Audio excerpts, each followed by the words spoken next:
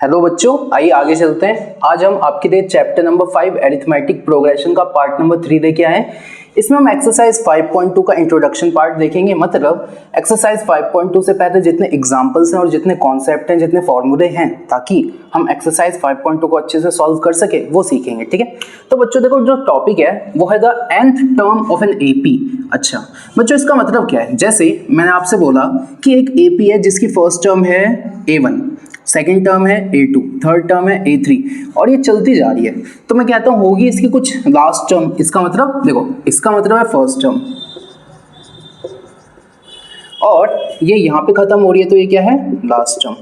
अब मैं कहता हूँ मुझे एक बात बताओ, मैं कहता हूँ कि इसमें 10th टर्म कौन सी होगी? तो आप बोलोगे 10th टर्म ये पहली है, ये दूसरी है, ये तीसरी है, तो आगे जाके कहीं 10th टर्म होगी। मैं कहता हूँ ये बताओ 20th टर्म कौन सी होगी? तो आप बोलोगे आगे आगे जाते रहो, 20 टर्म भी मिल जाएगी। मैं बोलूंगा 30th टर्म बताओ, आप बोलोगे आगे आगे जाते रहो।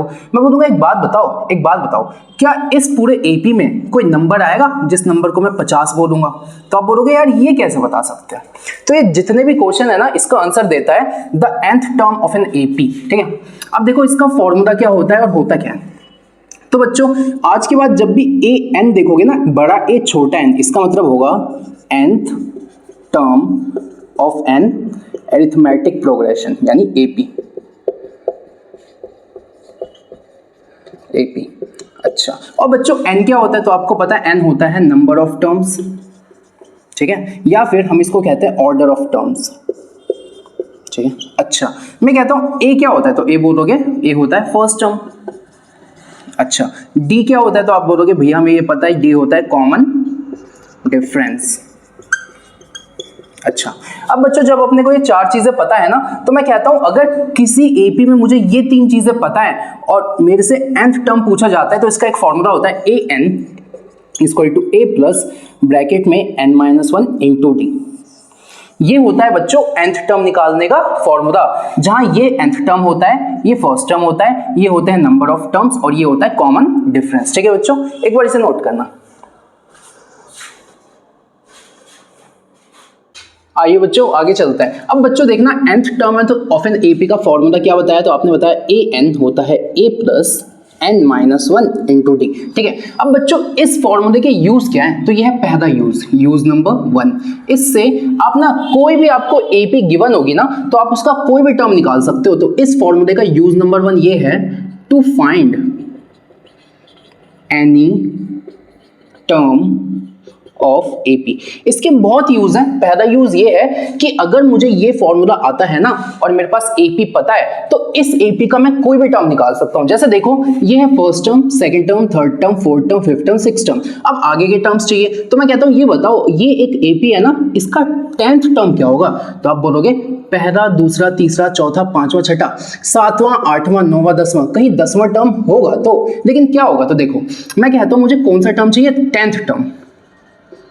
10th टर्म, तो n की वैल्यू हो गई 10। अच्छा ठीक है, n की वैल्यू क्या हो गई? 10। अच्छा, और बच्चों ये जो 10th टर्म है ना, 10th टर्म है, इसको मैं दिखाऊंगा a n और n की जगह है 10, तो ये हो गया a 10। सही है। अब बच्चों a n का फॉर्मूला क्या होता है? तो आप बोलोगे a plus n-1 into D. a अच्छा n की वैल्यू 10, तो a 10 टर्म चाहिए। a कितना है? तो बच्चों ये बताओ, इस AP को देख के ये बताओ, फर्स्ट टर्म 1 नहीं है और कॉमन डिफरेंस कितना है? तो आप बोलोगे कितना ऐड किया है? 2। तो कॉमन डिफरेंस क्या है? 2। तो इसकी जगह 1, इसकी जगह 10-1 इंटू 2। अब बच्चों इसको सॉल्व करते हैं, तो ये हो गया 1 प्लस 10-1 9 इंटू 2, 9 2 जा 18, 1 प्लस 18, यानी इसका 10th टर्म कितना हो गया? 19। यानी बच्चों इस एपी को देख के ना मैं इसकी कोई भी टर्म बता सकता हूं। अगर मेरे से कहता है इसकी 20वीं टर्म क्या है, तो यहाँ पे n की जगह 20 रख देता, बाकी सब सेम। 30वीं टर्म क्या है? तो n की जगह 30 रख देता, बाकी सब सेम। ठीक है, ये पहला यूज था।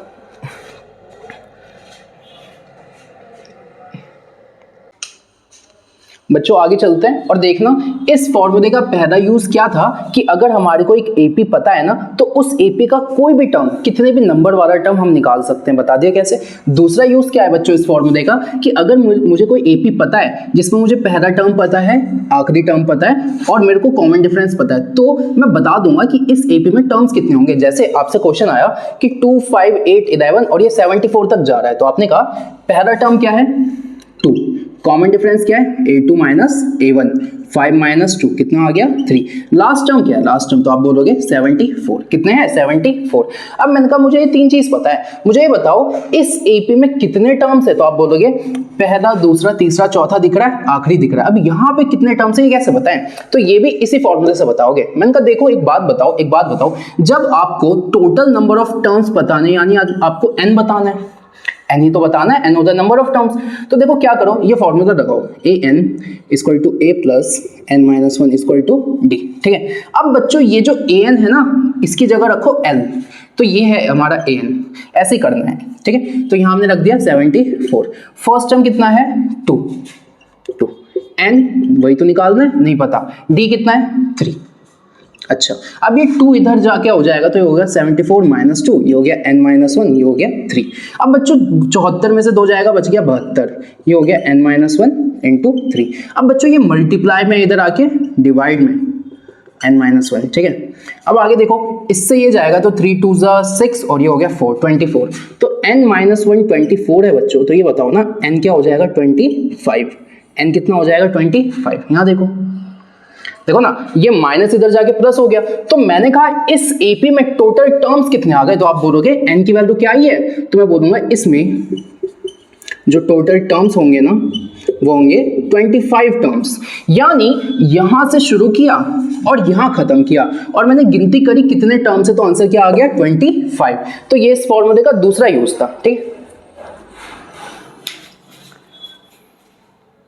बच्चों आगे चलते हैं, आगे देखना हम कहते हैं इस फॉर्मूले के 2 यूज हो गए, तीसरा यूज क्या है और ये आखिरी यूज है इस फॉर्मूले से। बच्चों ये बहुत काम का फॉर्मूला है, इसके 3 यूज हैं। पहला क्या था कि अगर मुझे कोई भी एपी पता है तो ना मैं उसका कोई भी टर्म निकाल सकता हूँ। ठीक है, दूसरा यूज ये था कि बच्चों एपी में टोटल टर्म्स कितने हैं। तीसरा यूज ये है कि ना एपी दे देगा और आपसे बोलेगा कि बताओ इस एपी में कहीं 17 दिख रहा है, तो आप बोलोगे हाँ दिख रहा है। ये बताओ ये जो 17 है ना वो इस एपी का कौन सा टर्म है, तो आप बोलोगे गिन के बता दें, पहला, दूसरा, तीसरा, चौथा, पांचवा, छठा। यानी मुझे पता है ये जो है ना ये 6th टर्म है। कौन सा टर्म है 6th टर्म। लेकिन बहुत बड़ी एपी होगी। ठीक है, और हो सकता है कि मैं यहाँ पे पूछ लेता कि बताओ जरा जो 20 है 20 वो कौन सा टर्म है, आप बोलोगे यार 20 तो दिख ही नहीं रहा। तो जब इस टाइप के क्वेश्चन आएंगे तो कैसे करना है, ये तीसरा यूज है। तो ध्यान से देखना कैसे करेंगे। मैंने कहा एक बात बताओ मेरे से कौन सा टर्म पूछा है, तो आप बोलोगे मेरे से 17 पूछा है, तो 17 को मैं an मान लूंगा। मान दिया। ये बताओ पहला टर्म क्या है 2, ये बताओ कॉमन डिफरेंस क्या है a2 माइनस a1, 5 माइनस 2 क्या आ गया 3। अच्छा, अब फॉर्मूला लगाओ an equal to a plus n minus 1 into D. an की वैल्यू कितनी है 17। अच्छा, a कितना है 2 प्लस n। बच्चों एक बात बताओ मुझे चाहिए कौन सी टर्म निकालनी है, यानी मुझे n ही तो चाहिए क्योंकि n ही तो नंबर ऑफ टर्म होती है। अच्छा, तो n माइनस 1 ऐसे ही रहेगा। d कितना है, तो आप बोलोगे d है 3। सही है, अब ये इधर जाएगा तो 17 minus 2 equal to 3 into n minus 1, ये हो गया 15 और ये 3 नीचे आ जाएगा, ये हो गया n माइनस 1। इससे ये कटेगा तो ये हो जाएगा n माइनस 1 कितना आ जाएगा 3, 5। तो n की वैल्यू क्या आ गई बच्चों 5 प्लस 1 यानी 6। क्या आ गई 6।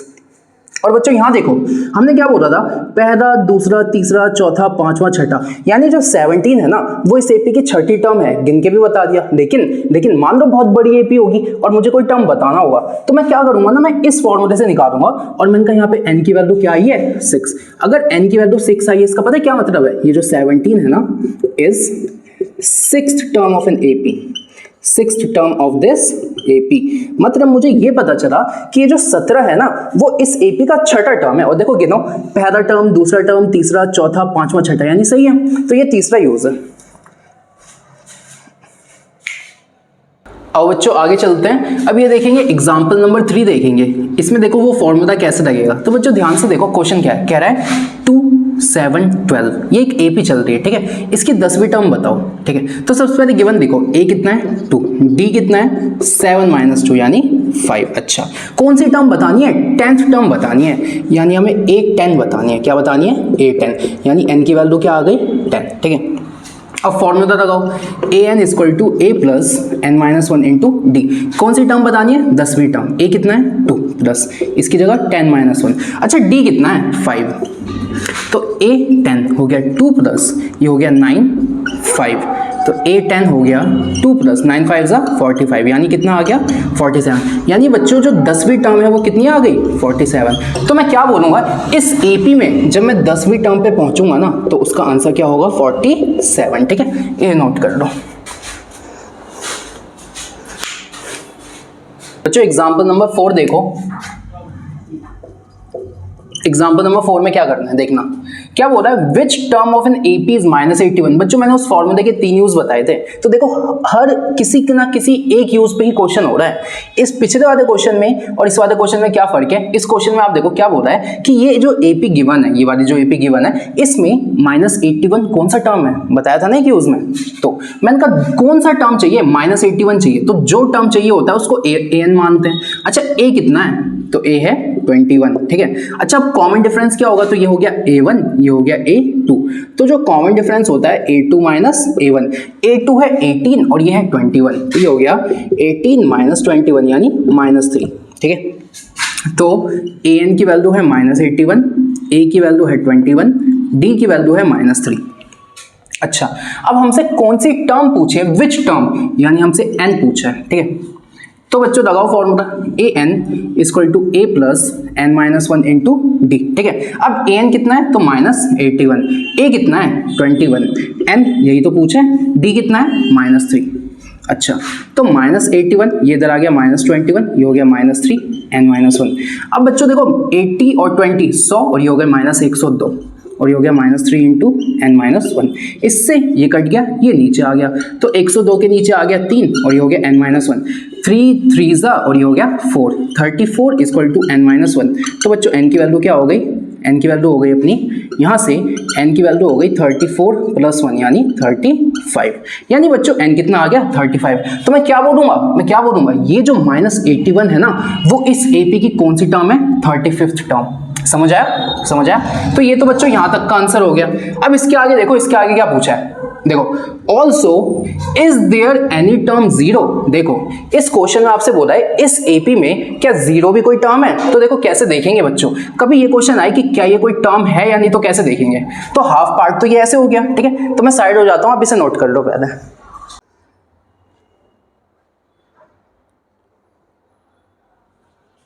ठीक है, इसे मैं हटा देता हूँ, ये हाफ पार्ट हो गया यहां तक, इसके आगे देखेंगे।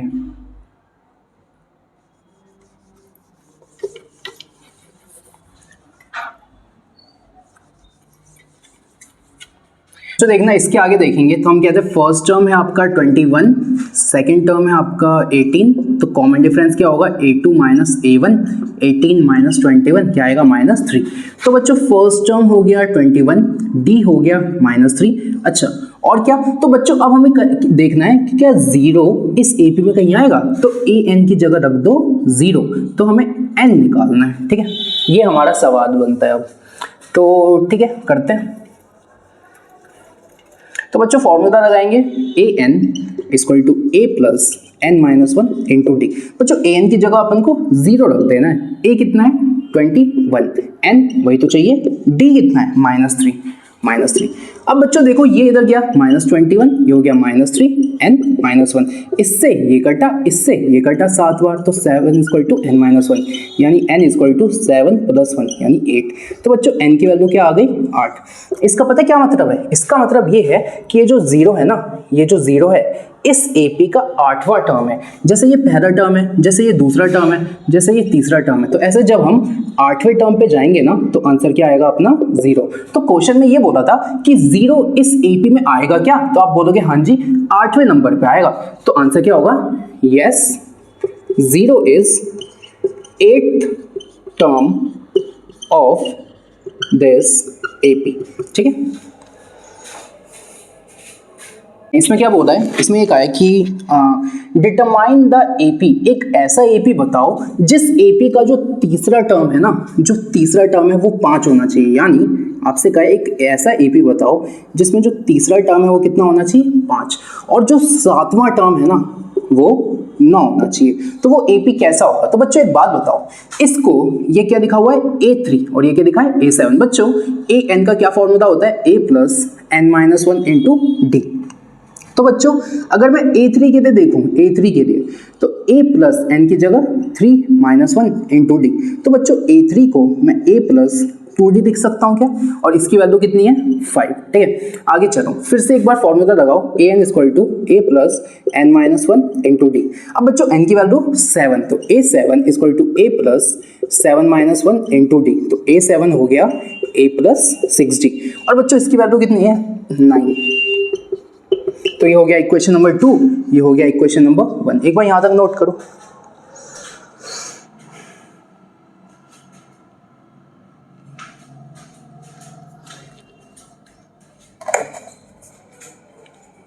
ठीक है, अच्छा तो बच्चों जो दो इक्वेशन आई है अपने पास वो क्या आई है, मैं यहां लिख देता हूं। सबसे पहले a प्लस 2D किसके बराबर है 5 के, तो a प्लस 2D किसके बराबर है 5 के, और a प्लस 6D किसके बराबर है, क्या है ये 9।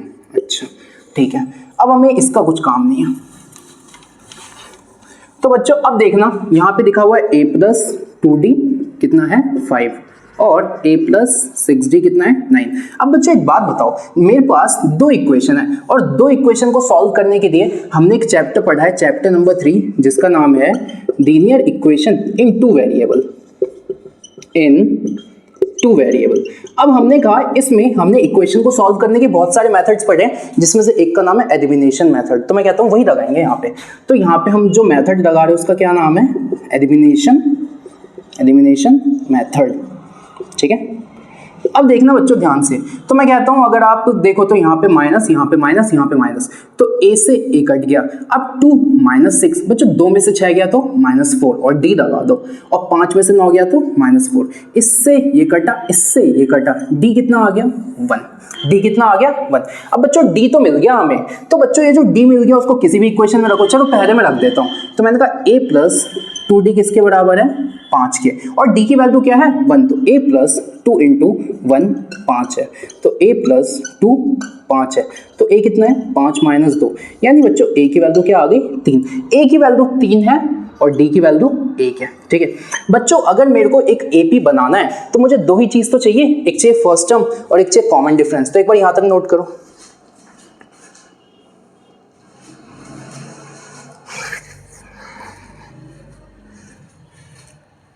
ठीक है,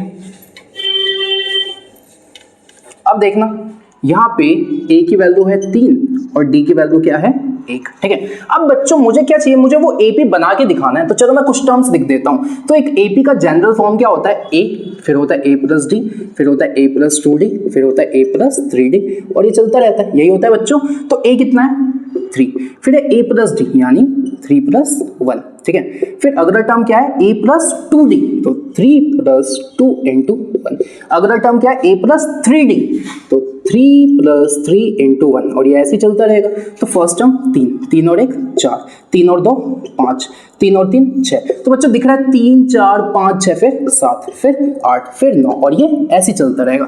तो हमने कहा एक ऐसा AP बताओ जिसका जो तीसरा टर्म है वो क्या है 5। तो मैं कहता हूं अगर ये पहला टर्म है, अगर ये दूसरा टर्म है, तो ये तीसरा टर्म है। तो देखो बच्चों तीसरा टर्म क्या आ रहा है 5। अच्छा, और जो सातवां टर्म है ना वो 9 होगा। तो देखो 6 7 8 9 और बनाए 10 11 बना दो। तो मैं कहता हूँ पहला टर्म, दूसरा टर्म, तीसरा टर्म, चौथा टर्म, पांचवा टर्म, छठा टर्म और सातवां टर्म। तो देखो बच्चों यहाँ से तीसरा टर्म 5 आ रहा है और सातवां टर्म कितना आ रहा है 9। तो बच्चों सिर्फ इस इंफॉर्मेशन से ना मैंने एक ऐसी AP बना दी जो कि इस कंडीशन को फुलफिल करती है। समझ आया? ठीक है बच्चों आगे चलते हैं और आगे देखना एग्जांपल नंबर 6 देखना। ठीक है। इसमें क्या बोल रहा है, चेक करो कि ये जो 301 है ना, 301 वो क्या इस एपी में कहीं आ रहा है, यानी 301 इस एपी का कोई टर्म है क्या। तो बच्चों एपी जो ये है, तो इसमें फर्स्ट टर्म क्या दिख रहा है आपको, 5। देखो 5 11 17 और डी कितना होगा, तो होगा 11 माइनस 5 यानी 6। तो बच्चों डी की वैल्यू आ गई 6, ठीक है। अच्छा, अब दो चीजें मिल गई हमें। अच्छा, और क्या पूछा है, जिस टर्म के बारे में पूछा जाता है ना उसको एन बोला जाता है। ये हो गया 301। अच्छा, अब बच्चों हमें ये देखना है 301 इस एपी में आ रहा है क्या। तो हमने कहा फॉर्मूला तो एक ही पता है हमें, A N equal to A plus N minus 1 into D. तो ए एन की जगह 301, ए कितना है 5 प्लस एन नहीं पता, एन ही निकालना है -1 और डी कितना है 6। अच्छा, अब बच्चों 5 को इधर ले आओ तो 301 माइनस 5 6 एन माइनस 1। बच्चों 301 में से हो जाएगा तो ये हो जाएगा 296 और ये हो जाएगा 6 एन माइनस 1। ये नीचे आ जाएगा 296 अपॉन 6 हो जाएगा एन माइनस 1। अच्छा, अब ये किससे जाएगा, तो देखो 2 से करो तो 2 3 जा और ये हो जाएगा 1, ये हो जाएगा 4, ये हो जाएगा 8। ठीक है, ठीक है, बस अब तो कट नहीं रहा। तो n माइनस 1 कितना है 148/3। तो बच्चों n कितना होगा, तो आप बोलोगे 148/3 प्लस 1। तो n हो गया 148 प्लस 3/3। तो n हो गया बच्चों 151/3। ठीक है, अब बच्चों एक बात बताओ, मुझे एक बात बताना, n की वैल्यू क्या है 158/3। यहाँ देखना n की वैल्यू क्या है 151/3। अब बच्चों एक बात बताओ, ध्यान से सुनना, मैं कहता हूं कि ये जो 301 है ना वो इस एपी का 151/3 टर्म है। इस बात का कोई सेंस नहीं बनता, 151/3 इस बात का कोई सेंस नहीं बनता। मैं ये बोलूंगा या तो ये इसका फर्स्ट टर्म है, सेकंड टर्म है, थर्ड टर्म। बच्चों मैं ये बोलूंगा ना, फर्स्ट टर्म है फिर आ रहा है सेकंड टर्म फिर थर्ड टर्म फिर फोर्थ टर्म। क्या मैंने ये बोला कि पहले टर्म के बाद 1.5 टर्म आ रहा है, नहीं ना। तो ये जो टर्म्स होते हैं ना बच्चों, जो टर्म्स होते हैं ये पॉजिटिव इंटीजर्स होते हैं। जो टर्म्स होते हैं वो पॉजिटिव क्या होते हैं, इंटीजर्स। तो बच्चों जो n है ना ये होते हैं पॉजिटिव इंटीजर्स। इसका मतलब पता है बच्चों क्या, इसका मतलब 1 हो सकता है, 2 हो सकता है, 50 हो सकता है, 100 हो सकता है, 200 हो सकता है, 201 हो सकता है, लेकिन फ्रैक्शन में नहीं हो सकता। n can not be in fraction. अच्छा, अब बच्चों अगर n फ्रैक्शन में नहीं हो सकता, ये लेकिन यहाँ पे n फ्रैक्शन में है, इसका पता है, इसका ये मतलब है कि असल में ना 301 इस एपी में आ ही नहीं रहा। क्यों, क्योंकि अगर 301 इस एपी में आता ना तो जो n की वैल्यू होती वो फ्रैक्शन में नहीं आती, वो पॉजिटिव इंटीजर्स में आती। लेकिन 301 की वैल्यू फ्रैक्शन में आई है और n फ्रैक्शन में नहीं हो सकता, इसका मतलब 301 इस एपी में आ ही नहीं रहा होगा। समझ आया? ठीक है, तो बच्चों यहाँ पे आप ये लिखोगे कि 301 is not any term of this AP.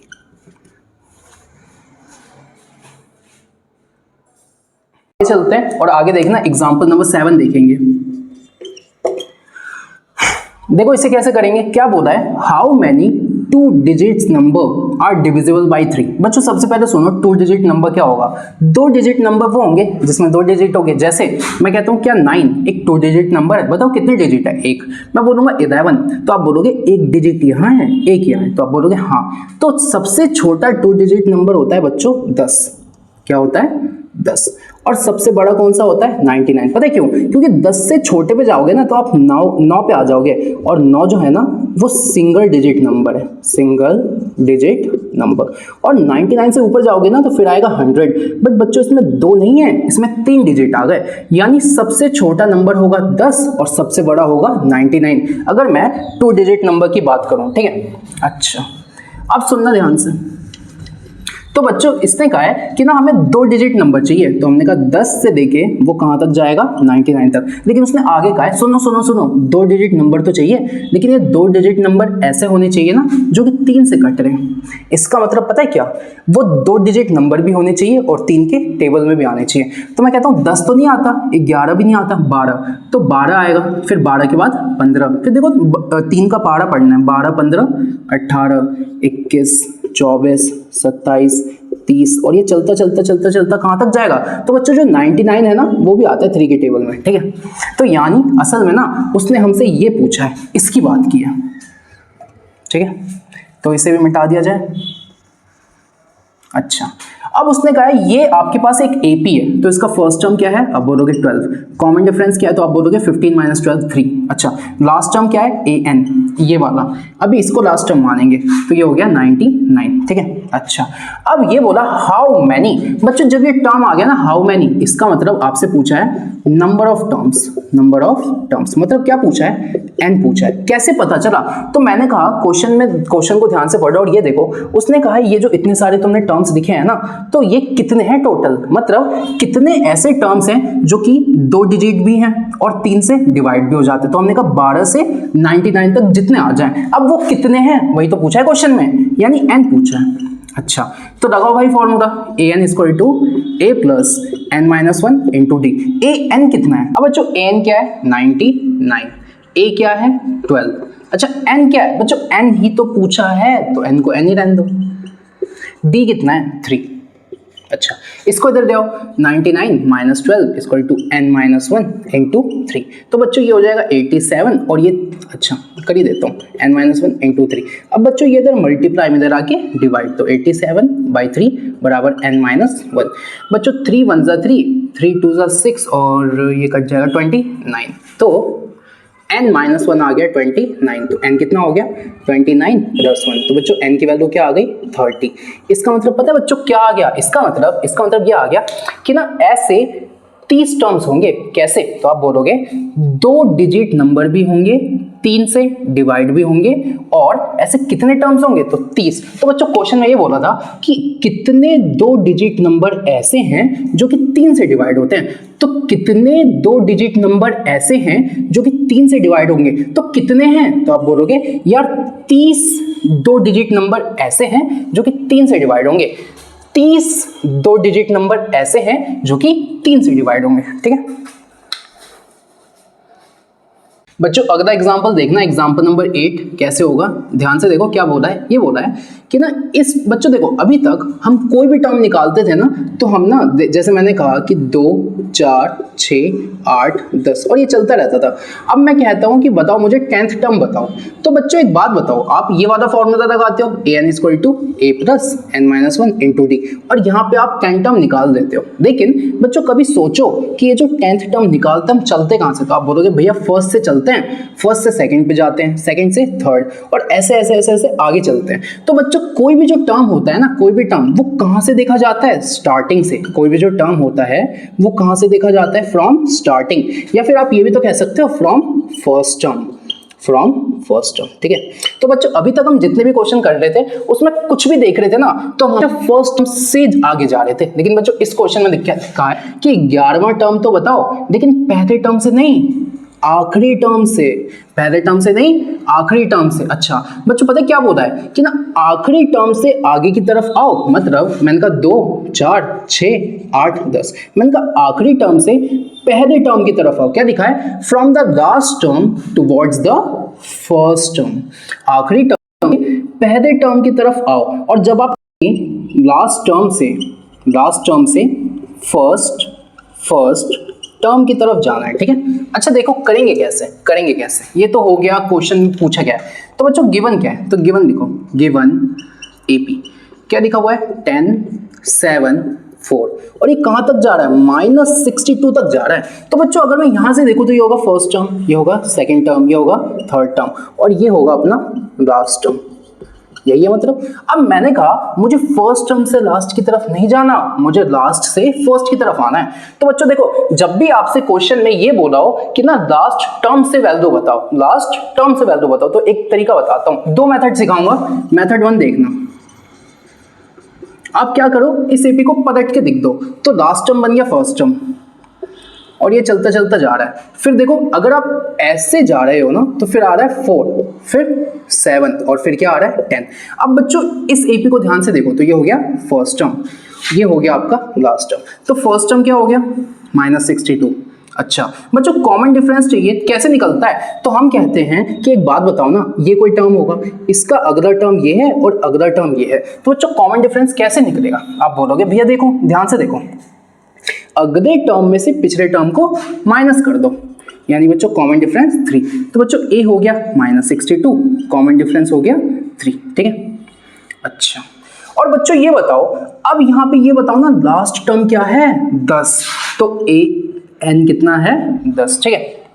अच्छा, अब अपने को कौन सा टर्म बताना है, अपने को बताना है 11th टर्म। कौन सा टर्म 11th, यानी बच्चों ए 11 बताना है, तो n की वैल्यू क्या रख देंगे 11। बच्चों लगाओ फॉर्मूला, तो ए एन की वैल्यू क्या होती है, ए एन होता है a plus N minus one into D, ठीक है।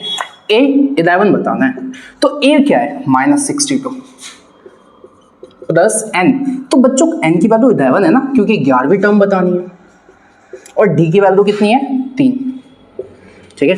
तो ए 11 हो गया -62 प्लस ये हो गया 10 इंटू 3, तो ए 11 हो गया -62 प्लस 30। बच्चों 62 में से 30 गया तो क्या बचेगा -32। इसका मतलब पता है बच्चों क्या, इसका मतलब जो हमें 11th वैल्यू चाहिए थी वो कितनी आ गई -32। इसका मतलब ये है कि जब मैं लास्ट टर्म से पहले टर्म की तरफ आया ना, तो और मैंने इधर से काउंटिंग शुरू की, तो जब मैं इधर से इधर आया तो जो 11वीं टर्म थी ना उसकी वैल्यू है -32। समझ आया, और यही हमसे पूछा था। बच्चों अभी जो हमने देखा वो था इसका मेथड नंबर 1, अब जो देखेंगे वो होगा इसका मेथड नंबर 2। देखना बच्चों करना कैसे है, तो हमने कहा हमें जो भी बताना है ना आखिरी टर्म से बताना है। तो बच्चों देखो मैंने कहा आखिरी से 11वां टर्म बताना है, तो आखिरी से जो टर्म बताना होता है, आखिरी से जो टर्म बताना होता है उसको m कहते हैं, तो 11वां टर्म बताना है। अच्छा, अब बच्चों टोटल टर्म्स कितने हैं, टोटल टर्म्स, तो सबसे पहले ना मुझे यहां से यहां तक के टोटल टर्म्स चाहिए, तो ये बताओ a कितना है, तो a1 है 10। अच्छा d कितना है, तो 7 में से 3 गए, क्या बचा -3, ठीक है। और टोटल टर्म्स चाहिए यानी n चाहिए मुझे, ठीक है। अच्छा, और लास्ट टर्म क्या है an कितना है -62, तो सबसे पहले बच्चों मैं an निकालूंगा, तो an है a plus N minus one into D. an कितना है -62, ठीक है। a कितना है 10, n मुझे चाहिए, अभी मैं बताऊंगा n क्यों निकाल रहा हूं, और d कितना है -3, ठीक है। अब ये हो गया -62 -10, ये हो गया -3 n -1, ये हो गया -72, ये हो गया -3 n -1, इससे ये कटा, इससे ये कटा, तो बच्चों n की वैल्यू आएगी 72/3, 3 2 6 और ये हो गया 4।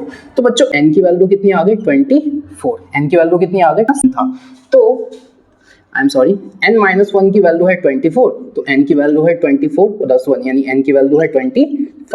अब बच्चों देखो मैंने क्या किया, मैंने कहा अगर मैं यहां से यहां तक देखूं तो टोटल टर्म्स कितने हैं 25, और आखिरी से मुझे कौन सा टर्म पूछा है 11th, आखिरी से मुझे कौन सा टर्म पूछा है 11th। तो बच्चों सुनो, जब AP होता है और उसके टोटल टर्म्स पता होते हैं ना, और आखिरी से पूछा जाता है तो क्या करते हैं, टोटल टर्म्स में से आखिरी वाला जो टर्म होता है उसको माइनस करते हैं और एक जोड़ देते हैं। पहले आप यहां तक नोट करो फिर बताता हूं।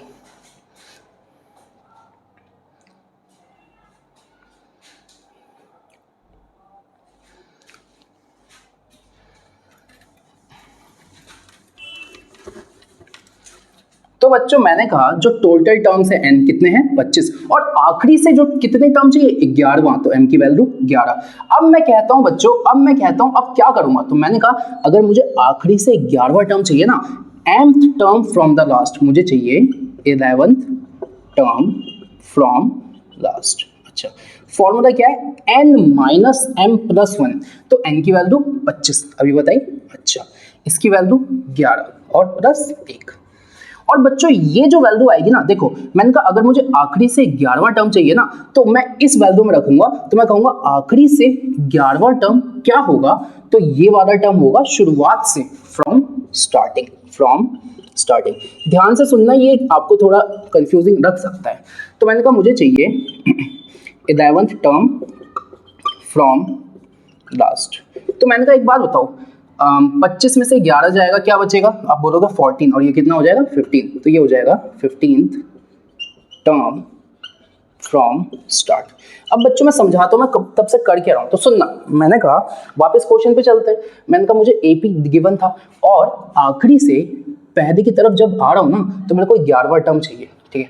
तो मैंने कहा जब मैं आखिरी से पहले की तरफ आ रहा हूं तो मुझे कौन सा टर्म चाहिए 11वां, तो आखिरी से जो टर्म चाहिए होता है ना उसको m बोला जाता है, तो m की वैल्यू क्या हो गई 11। फिर मैंने कहा रुको, क्या मुझे टोटल टर्म्स पता है? नहीं पता। तो मैंने टोटल टर्म्स निकाले और वो टोटल टर्म्स कितने आ गए? 25। जब मेरे पास टोटल टर्म भी आ गया, आखिरी से जो टर्म चाहिए वो भी आ गया, तो मैंने कहा आखिरी से जो भी टर्म चाहिए ना, तो आखिरी से निकालने का तरीका तो वो था, या फिर मैं आखिरी से निकाल ही नहीं सकता। तो मैं कहता हूँ आखिरी से जो टर्म चाहिए, एक बात बताओ, मैं कहता हूँ 10 बच्चे हैं और मैं इधर से चौथे पे हूँ, तो मैं इधर से छठे पे हुआ ना। वैसे ही अगर कोई नंबर आखिरी से आ रहा है, तो मैंने कहा अगर वो आखिरी से यहाँ पे होगा तो पहले से भी तो किसी जगह पे होगा कि नहीं होगा। तो मैं कहता हूँ आखिरी से निकालना है ना, ऐसा करता हूँ मैं पहले से निकाल देता हूँ। तो मैं कहता हूँ आखिरी से जो 11वां नंबर है ना, उसको पहले से कैसे निकालूंगा। आखिरी की तरफ से जब मैं आऊंगा तो जो 11वां नंबर है उसकी पोजीशन पहले से कैसे निकालूंगा, उसके लिए एक फॉर्मूला दिया है कि कितने टर्म्स है टोटल, उसको लिख दो और उसमें से आखिरी से जिस नंबर पे आए हो ना उसको माइनस कर दो। टोटल टर्म्स है उसको लिख दो और आखिरी से जिस नंबर पे आए हो ना उसको माइनस करो, और इतना करने के बाद एक जोड़ दो। वापस टोटल कितने टर्म से लिख दो, आखिरी से जिस टर्म पे आना है उसको माइनस कर दो और एक प्लस कर दो। अब ये जो आंसर आएगा ना वो स्टार्टिंग से आ जाएगा। तो मैं कहता हूं जो आखिरी से 11वां टर्म होगा ना वो स्टार्टिंग से 15वां टर्म होगा। जो आखिरी से 11वां टर्म होगा ना वो स्टार्टिंग से 15वां टर्म होगा। जो आखिरी से 11वां टर्म होगा ना वो स्टार्टिंग से 15वां टर्म होगा। इसका मतलब बच्चों अगर मुझे 11वां टर्म चाहिए आखिरी से, तो मेरे को नहीं पता, लेकिन मैं शुरुआत से 15वां टर्म तो निकाल सकता हूं ना। निकालते हैं। तो A15 चाहिए, क्या होगा A plus 15 minus 1 into D. तो A15 हो गया A प्लस 14D। अब बच्चों A कितना है A, तो ये बताओ ना A कितना है 10 प्लस 14 इंटू डी कितना है, तो आप बोलोगे डी होगा 7 माइनस 10। बच्चों कॉमन डिफरेंस कितना होगा 7 माइनस 10 माइनस 3, तो डी की वैल्यू क्या रखी जाएगी -3। अब बच्चों 10 14 3 जा 42, 10 माइनस 42 कितना आ रहा है -32। यानी बच्चों ये भी आंसर कितना आ रहा है -32, और जो पिछला मेथड था उसमें भी आंसर कितना आ रहा था -32। तो बच्चों ये भी सीखो वो भी सीखो, जो आपको समझ आ रहा है आप वो समझ लो, ठीक है। किसी एक पे अच्छे से पकड़ बना दो। तो अगले पे चलते हैं। एग्जाम्पल नंबर 9 देखना। एग्जाम्पल नंबर 9 में क्या बोला है, तो बच्चों एग्जाम्पल नंबर 9 में ये बोला है कि 1000 रुपए को ना आप इन्वेस्ट करते हो 8% सिंपल इंटरेस्ट पे हर साल, तो कितना इंटरेस्ट मिलेगा हर एक साल के बाद, और जो इंटरेस्ट मिलेगा क्या वो एपी है, और अगर वो एपी है तो 30 साल के बाद इंटरेस्ट कितना हो जाएगा। तो बच्चों कितना इन्वेस्ट किया है, तो प्रिंसिपल कितना है, प्रिंसिपल अमाउंट जो इन्वेस्ट करते हैं उसे कहते हैं प्रिंसिपल अमाउंट। कितना है ₹1000। अच्छा, रेट ऑफ इंटरेस्ट क्या है, रेट ऑफ इंटरेस्ट। बच्चों जो रेट ऑफ इंटरेस्ट होता है ना ये पर ईयर होता है, पर ईयर हर साल के लिए रखता है। तो कितना है आर कहते हैं इसको 8%। अच्छा, आगे क्या बोला है बस, और ये बोला है कि 30 साल के बाद, चलो उसे बाद में देखेंगे। अभी आपके पास ये दोनों है, अब ये एपी बना रहे कि नहीं। तो बच्चों हमसे बोला है सिंपल इंटरेस्ट, क्या बोला है क्वेश्चन में, सिंपल इंटरेस्ट। तो बच्चों सिंपल इंटरेस्ट को शॉर्ट में SI लिखते हैं, और इसका फॉर्मूला होता है principal into rate into time upon 100। Principal into rate into time upon 100। अब बच्चों मैं देखना चाहता हूं कि ना मैंने 1000 रुपए इन्वेस्ट करे 8% के रेट से करे, तो जब 1 साल हो गया तो मुझे इस 1000 पे इंटरेस्ट कितना मिला। तो मैं कहता हूं SI आफ्टर 1 ईयर, 1 साल के बाद SI क्या हो गया, तो आप फॉर्मूला लगाओ P into R into T upon 100। Principal कितना है बच्चों 1000, प्रिंसिपल कितना है 1000, R कितना है 8, टाइम कितना है। बच्चों देखो जो पहला साल है पहले साल के लिए टाइम 1 अपॉन 100, 2 0 से 2 0 कटा और ये कितना आ गया 80। इसका मतलब पता है बच्चों, जो पहले साल हमने मतलब 1000 रुपये हमने लगाया 8% के रेट से लगाया, तो पहले साल आपको 80 रुपये मिले। 80 रुपये, ठीक है। अभी 80 रुपये का कुछ भी खा दो, है ना, दोस्तों में बांट दो, गरीबों में, है ना। तो 1000 रुपये 8% से लगाए तो पहले साल आपको 80 रुपये मिले। अब देखना है कि पहले साल के बाद 80 रुपये इंटरेस्ट मिले, तो मैं कहता हूं अगर 2 साल, जैसे मैंने 1 साल के लिए लगाया तो 80 मिले, तो मैं 2 साल के लिए लगाऊंगा तो मुझे कितना मिलेगा। तो देखो यार, SI आफ्टर 2 ईयर्स, मतलब अगर मैंने 1 साल के लिए छोड़ दिया तो 80 है, अब मैं 2 साल के लिए छोड़ना चाहता हूं तो फिर से फॉर्मूला लगाया P into R into T upon 100, ठीक है। बच्चों सुनना, मैंने ये नहीं कहा दूसरे साल का, नहीं, मैंने कहा कि अगर मैंने आज इन्वेस्ट किया है ना तो आज से 1 साल बाद 80 रुपये प्रॉफिट, लेकिन आज से 2 साल बाद कितना, दूसरे साल का नहीं, टोटल 2 साल होगा, दूसरे साल का नहीं, टोटल 2 साल होगा। तो P 1000, ये 8। अब बच्चों टाइम 2 हो गया ना, क्योंकि 2 साल की बात हुई है। अच्छा, अपॉन 100, इससे ये कट गया, 8 2 16 इंटू 10, ये हो गया 160। कितना हो गया, 160। एक बार यहां तक नोट करना।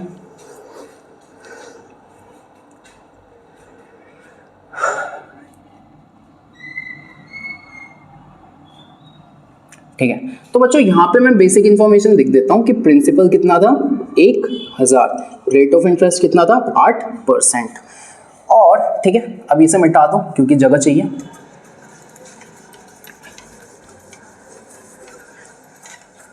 तो बच्चों मैंने कहा कि जब मैंने SI निकाला 1 ईयर के लिए तो 80 रुपये आया, जब मैंने SI निकाला फॉर 2 ईयर्स, 2 सालों के लिए, तो 160 आया।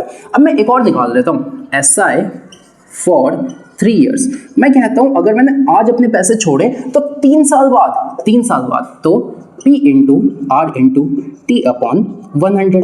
अच्छा, प्रिंसिपल कितना है, 1000 ही है, R 8, और अब टाइम 3 हो जाएगा ना बच्चों, 3 साल की बात हुई है तो टाइम 3, नीचे 100, इससे ये कटा, 8 3 24 इंटू क्या हो गया 240। तो बच्चों एक पैटर्न नोटिस करते हो क्या, जो मैंने कहा अगर 1 साल का SI है तो वो कितना है, 80। अब टोटल 2 साल होगा, टोटल 2 सालों का कितना है, तो आप बोलोगे 160। अब मैं कहता हूँ टोटल 3 सालों का कितना है, तो आप बोलोगे 240। तो बच्चों ध्यान से देखो, इस पैटर्न को देखो, 80 160 240। तो आप देखो ना, ये AP बन तो रहा है और हर बार 80 का गैप है, तो हाँ भाई, yes this is an AP। अच्छा, ये हमने बोल तो दिया, लेकिन एग्जाम में कैसे करेंगे, ये AP है कि नहीं, ये सीक्वेंस AP है कि नहीं, कैसे बताओगे। तो आप बोलोगे 80 160 240 और ये चलता जा रहा है। तो चेक करते हैं ना, first term, second term, third term. अब अगर ये AP है तो A2 माइनस A1 चेक करो, 160 माइनस 80 क्या आ रहा है, 80। और A3 माइनस A2 चेक करो तो 240 माइनस 160 कितना आ रहा है, 80। तो बच्चों A2 माइनस A1 बराबर है A3 माइनस A2 के, इसका मतलब ये AP तो है, और यही आपको बताना था। ठीक है, एक बार यहां तक नोट करो।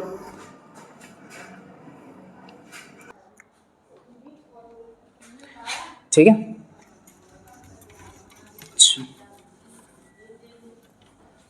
अब बच्चों अगर ये AP है तो हमारे पास सीक्वेंस आया 80 160 240। बच्चों देखो ये 8 का ही तो टेबल है, 8 2 16 3 24, फिर 320, फिर 400, और ये ऐसे ऐसे चलता रहेगा। ठीक है, अब मैंने कहा ये है फर्स्ट टर्म, ये है सेकंड टर्म, ये है थर्ड टर्म, ये है फोर्थ टर्म।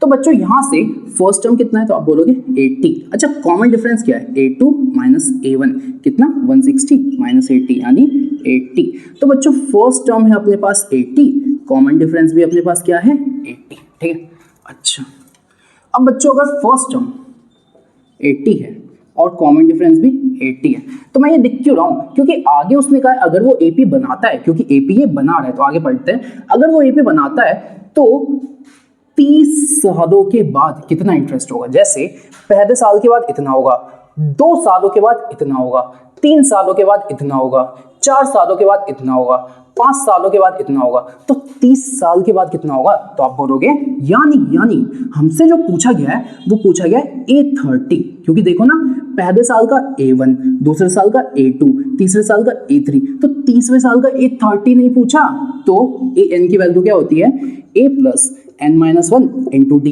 ए 30, ए कितना है 80 प्लस, बच्चों ये जो होता है यही तो n होता है 30 -1 इंटू ये भी कितना है 80, तो ए 30 कितना है 80 प्लस ये हो गया 29 इंटू 80। सही है। अब बच्चों यहाँ से मैं चाहूँ तो 80 कॉमन दे सकता हूँ, तो यहाँ से 80 कॉमन दिया, यहाँ बचा 1 प्लस 29, ठीक है, तो ये हो गया 80 इंटू 30, 8 3 ज़ा 24, तो ये हो गया 2400। इसका मतलब पता है बच्चों, अगर आप 1000 रुपये को 8% सिंपल इंटरेस्ट पे लगा के 30 सालों तक छोड़ दोगे ना, तो 30 साल के बाद 1000 पे ना 2400 रुपये एक्स्ट्रा मिलेंगे, ये इंटरेस्ट होगा, ठीक है। तो ये इस वाले पार्ट का आंसर था। एग्जाम्पल नंबर 10 देखो क्या बोला है, एक फ्लावर बेड है, ठीक है, मतलब एक जगह है जहां पे बहुत सारे फ्लावर्स हैं, ठीक है, तो 23 रोज है पहले रो में। तो बच्चों मैंने कहा ये वो पहला रो है, फर्स्ट रो, और इसके अंदर कितने रोज हैं, तो आपने कहा 23 रोज। अच्छा, अब फर्स्ट रो के बाद कौन सा रो आएगा, तो आप बोलोगे सेकेंड रो। अच्छा, इसमें कितने रोज हैं 21, तो बच्चों इसमें 23 थे, इसमें 21, ठीक है। अच्छा, अब कौन सा आएगा, तो आप बोलोगे थर्ड रो, ठीक है, इसमें कितने रोज हैं 19 रोज। अच्छा, और ऐसे ऐसे ऐसे ऐसे चलता जा रहा है, और हमने कहा एक और रो है जिसके बाद कुछ नहीं है, तो ये है लास्ट रो, इसमें कितने रोज हैं 5, ठीक है। तो आपसे कह रहा है कि पहला वाला जो रो है ना उसमें 23 रोज हैं, जो दूसरा वाला रो है ना उसमें 21 रोज हैं, जो तीसरा वाला रो है उसमें 19 रोज हैं। तो ये बताओ जो लास्ट वाला रो है उसमें कितने, मतलब अच्छा ये नहीं कह रहा, जो लास्ट वाला रो है उसमें 5 रोज है ना, आपसे ये बोला है कितने रोज है भाई साहब, पहला दूसरा तीसरा और आखिरी, कितने ऐसे रोज हैं, कितने ऐसे रोज हैं, कितने रो हैं ऐसे। तो भाई देखो कैसे करोगे, तो मैंने कहा सबसे पहले वाले रो में कितने रोज हैं 23, फिर 21, फिर 19, और सबसे आखिरी वाले में कितने हैं 5, तो फर्स्ट टर्म क्या हो गया 23, कॉमन डिफरेंस क्या हो गया a2 माइनस a1, कितना आ गया -2। अच्छा, लास्ट टर्म यानी an क्या हो गया 5, ठीक है। अब कितने रोज हैं, यानी बच्चों नंबर ऑफ टर्म्स ही तो पूछे हैं, यानी n पूछा है आपसे। अब an का फॉर्मूला लगाओ, an equal to a plus n-1 into D. an कितना है 5, अच्छा a कितना है 23 प्लस n, बच्चों यही तो पूछा है, और d की वैल्यू कितनी है -2। अब ये इधर आओ, तो 5 माइनस 23 इक्वल टू n-1, और ये हो गया -2, ठीक है। अब बच्चों 23 में से 5 जाएगा तो 18 बचेगा माइनस का, और ये हो जाएगा n-1, और यहाँ हो जाएगा -2, ठीक है। अब आगे देखते हैं, यहाँ पे दिखा हुआ है -18, यहाँ लिखा है -2 इंटू n-1, इससे ये कटा, इससे ये कटा, 9 इक्वल टू n-1, तो n-1 अगर 9 है तो n क्या हो गया बच्चों 9 प्लस 1 यानी 10।